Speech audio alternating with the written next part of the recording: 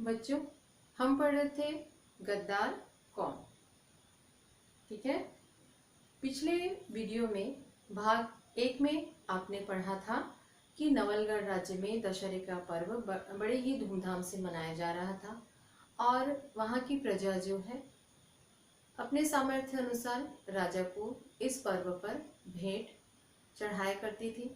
इस पर्व की विशेषता और इस राज्य की विशेषता यह थी कि यहाँ पर अमीर गरीब दोनों मिलकर इस उत्सव को बड़े ही धूमधाम से मनाया करते थे।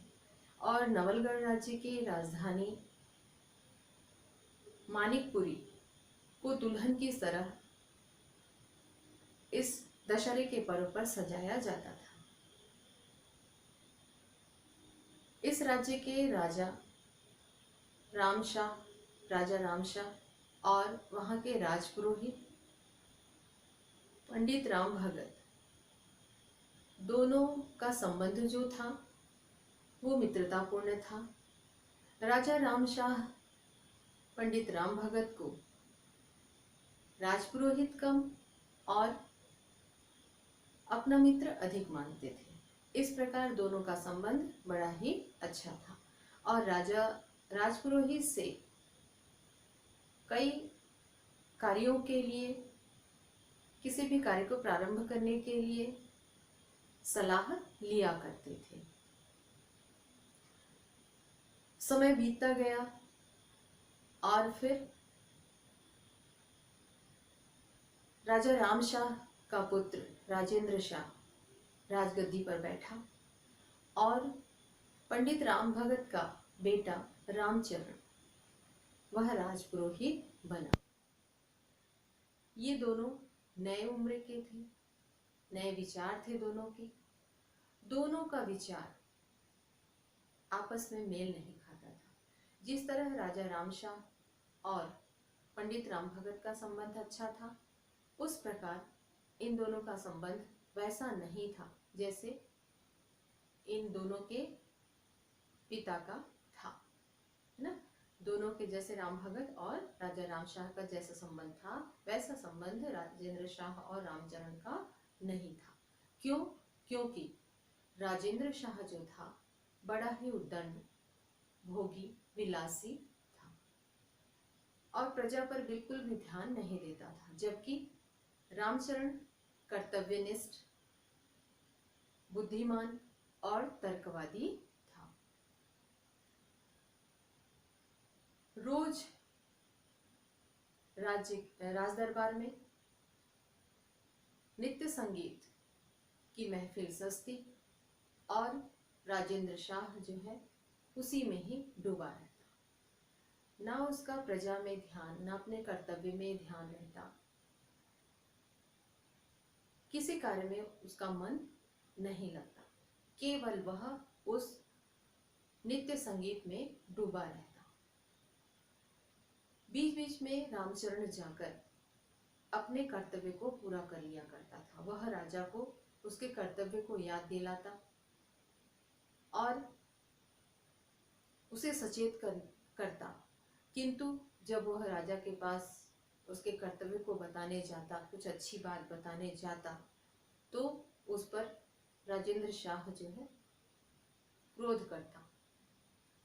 किंतु रामचरण को लगता था कि बुरी आदतें जो है इतनी जल्दी छूटेगी तो नहीं, सो कुछ समय लगेगा और वह अपने अपमान को सहन करता और फिर अपने कर्तव्य को ईमानदारी से करता रहता।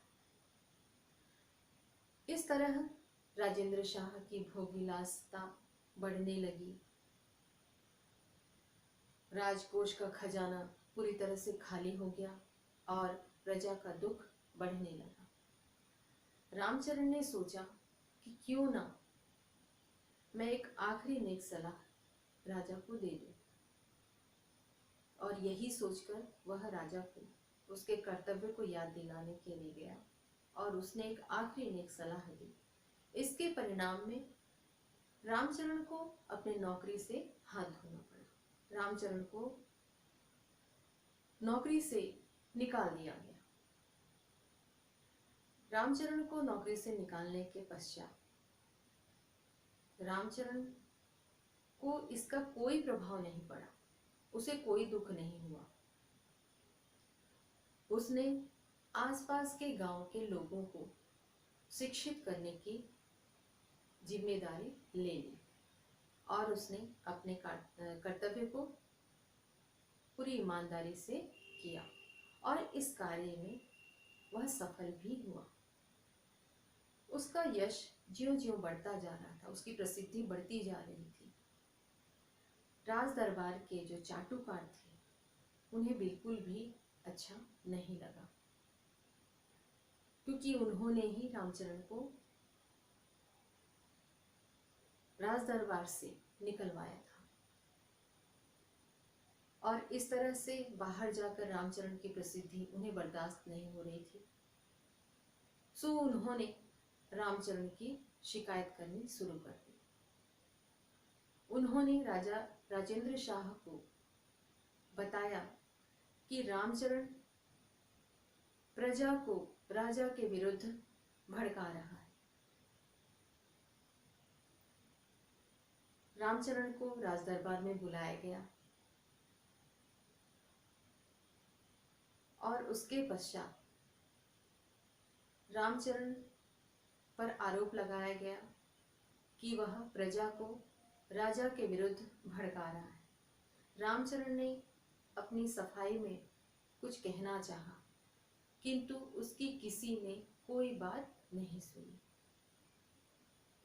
राजा ने रामचरण से कहा कि तुम्हें मृत्यु दंड देने से पहले यदि तुम्हारी कोई इच्छा है तो बताओ। तो रामचरण कहता है कि आज तक मैंने जो कुछ भी सीखा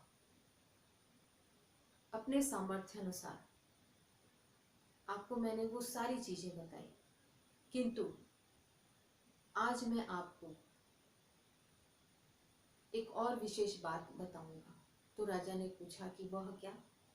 तो उसने कहा कि मोतियों की फसल उगाने का गुण। तो मोतियों की फसल कैसे उगाई जाती है, यह बात जैसे ही रामचरण ने कही, दरबार में बैठे लोग सुनकर दंग रह गए। उन्होंने सोचा कि कहीं यह बात कहकर ये धोखा देकर कहीं भाग न जाए, किंतु राजा ने रामचरण पर विश्वास किया और रामचरण को मौका दिया कि ठीक है, हम तुम्हें अवसर प्रदान करते हैं कि तुम हमें मोतियों की खेती कैसे की जाती है बताओ। तो रामचरण ने कहा कि मुझे कुछ जमीन चाहिए और जब तक मैं अपना कार्य पूरा ना कर लूं, बीच में मुझे कोई भी आकर मेरे कार्य में बाधा ना डाले। राजा ने अनुमति दी। उसके पश्चात दुश्मनों ने बहुत चाहा कि देखें आखिर वह पंडित का बच्चा क्या करता है। रामचरण ने क्या किया, कुछ जमीन ली, उसे जोता और उसमें गेहूं डलवा दिए। शर्त यह रखी कि उसके काम में कोई बाधा ना डाले। और उसके जो दुश्मन थे, उसके जो शत्रु थे, उन्होंने चाहा कि आखिर ये कर क्या रहा है, एक बार देख लिया जाए, परंतु रामचरण के काम की टोह ना पा सके। किंतु रामचरण क्या कर रहा है इसकी बिल्कुल भी उन्हें कोई भनक नहीं लगी। समय पर अंकुर निकले और फिर पौधे बड़े हो गए। गेहूं के बीज जो है अंकुरित हुए और फिर पौधे बड़े हो गए। एक धुंध भरी सुबह को रामचरण राजा और उसके मुसाहिबों को लेकर खेत पर पहुंचा। हर पौधा ओस की सुनहरी बूंदों से जड़ा हुआ था। कुछ समय पश्चात एक दिन सुबह कोहरा छाया हुआ था, धुंध भरी हुई थी, यानी कि कोहरा छाया हुआ था। सुबह रामचरण ने क्या किया, राजा और उसके मुसाहिब, उसके जो चाटुकार थे, उनको लेकर खेत पहुंचा। जहां पर उसने गेहूं उगाए थे। हर पौधा ओस की सुनहरी बूंदों से जड़ा हुआ था। हर पौधे पर ओस की बूंदें पड़ी हुई थी। रामचरण ने कहा, लीजिए मोतियों की फसल। रामचरण ने राजा से कहा कि लीजिए, यह है मोतियों की फसल।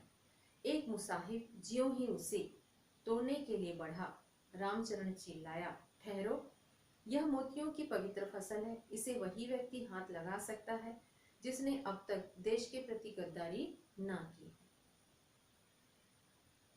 उन गेहूं की जो बालियां थी उसमें ओस की बूंदें लगी हुई थी और मोती के समान चमक रही थी। ठीक है, और रामचरण कहता है कि ये है मोतियों की फसल। तो उसमें से एक चाटुकार जो है वो उन बालियों को छूने का जैसे ही प्रयास करता है, रामचरण उसे रोकते हुए कहता है कि ठहरो, यह मोतियों की पवित्र फसल है। इसे वही व्यक्ति हाथ लगा सकता है जिसने अपने देश के प्रति गद्दारी ना की। ठीक, सबके चेहरे फीके पड़ गए। जैसे ही रामचरण के ये वाक्य सुने, सबके चेहरे फीके पड़ गए, क्योंकि सभी गद्दार थे।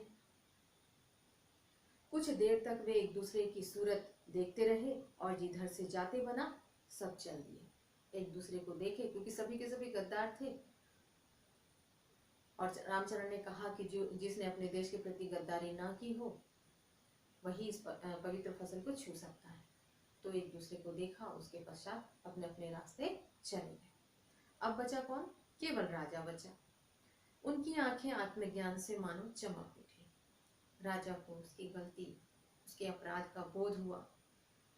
दूसरे ही पल उनका मस्तक पंडित रामचरण के चरणों में था।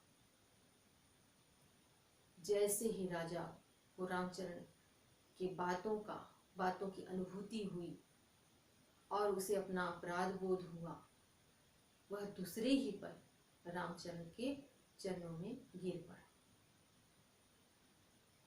और उसे क्षमा याचना की। इस तरह रामचरण ने राजेंद्र शाह को उसका कर्तव्य बोध कराया। उसे प्रजा और राज्य के प्रति क्या करना चाहिए, ये इस मोतियों की फसल के माध्यम से उसने बताया, उसके कर्तव्य का बोध कराया। ठीक है, तो बच्चों, ये कहानी से हमें यही शिक्षा मिलती है कि हमें कभी भी अपने कर्तव्य को लेकर बेईमानी नहीं करना चाहिए। ठीक है, चाहे कोई सा भी कार्य क्यों ना हो, उसे ईमानदारी पूर्वक करना चाहिए और सच का साथ देना चाहिए। ना अपने देश के प्रति गद्दारी करनी चाहिए, ना ही अपने कर्तव्य के प्रति गद्दारी या बेईमानी करनी चाहिए। यदि हम अपने कार्य को अच्छी तरह करते हैं तो आगे जाकर हमें सफलता मिलेगी। हाँ, थोड़ी बहुत बाधा जरूर आ सकती है, किंतु उसमें सफलता जरूर मिलेगी और हम अपने मंजिल को प्राप्त कर सकते हैं। ठीक, तो बच्चों, ये था गद्दार कौन। आपको जो होमवर्क दिया जा रहा है उसको ध्यान से पढ़िएगा। परीक्षा होने वाला है और इसके प्रश्न उत्तर और पाठ को ध्यान से पढ़ेंगे, कवि लेखक का नाम याद करेंगे, है ना, और बिल्कुल लापरवाही नहीं करेंगे और प्रयास करेंगे कि सभी परीक्षा में शामिल हों। ठीक है, थैंक यू।